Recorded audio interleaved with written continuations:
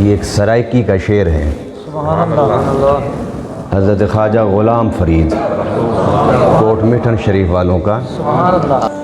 آپ فرماتے ہیں خدا دا پکڑا چھڑاوے اور محمد دا پکڑا چھڑا کوئی نہیں سکتا۔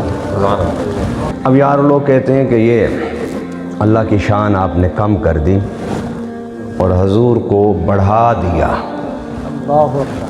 میں کہتا ہوں کہ اس شعر میں اللہ کی شان نہ کم ہوئی ہے، نہ حضور صلی اللہ علیہ وسلم کو ہم نے مقام الوہیت پر بٹھایا ہے، بلکہ سادہ الفاظ میں حضور صلی اللہ علیہ وسلم کی شان شفاعت کا بیان ہے کہ خدا دا پکڑا چھڑاوے محمد صلی اللہ علیہ وسلم اور محمد دا پکڑا چھڑا کوئی نہیں سکتا۔ اب حضور صلی اللہ علیہ وسلم کی شفاعت کسے کہتے ہیں؟ دو لفظوں میں فرمایا کہ جب انسان، امتی، مسلمان، مومن اپنے غلطیوں کی وجہ سے اللہ اسے پکڑ لے، اللہ اکبر۔ انسان اپنی خطاؤں، گناہوں کی وجہ سے اللہ اسے جب پکڑ لے تو بندہ مومن گھبرا کر اس کے منہ سے بے اختیار نکل جائے ادرکنی یا رسول اللہ، اور حضور اس پر کرم فرما دیں اور جا کر اللہ سے کہیں اللہ یہ تو میرا امتی ہے، میں اس کے لیے تیری بارگاہ میں شفاعت کرتا ہوں، تو اسے رہائی عطا فرما دے۔ تو حدیث پاک میں ہے کہ اللہ تعالیٰ حضور صلی اللہ علیہ وسلم کی شفاعت کو قبول فرما کے اجازت دے گا، میرے پیارے جاؤ جہنم میں جن کے دل میں رائی کے دانے کے برابر بھی ایمان ہے انہیں نکالو اور جنت چھوڑو۔ یہ ہے شفاعت۔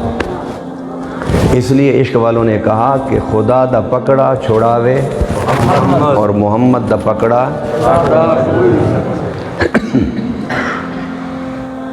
یہ شفاعت ہے، اور قرآن پاک میں اللہ تعالیٰ نے فرمایا عسیٰ ان یبعثک ربک مقاما محمودا، اے پیارے تو راتوں کو اٹھتا ہے، سجدے کرتا ہے، گریہ زاری کرتا ہے، میرے حضور آنسو بہاتا ہے۔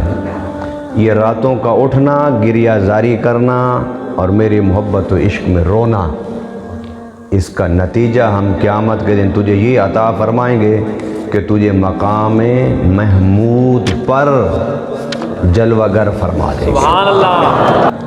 صاحب قرطبی نے اپنی تفسیر میں لکھا کہ وہ مقام محمود کیا ہے، دو روایتیں انہوں نے بیان فرمائیں۔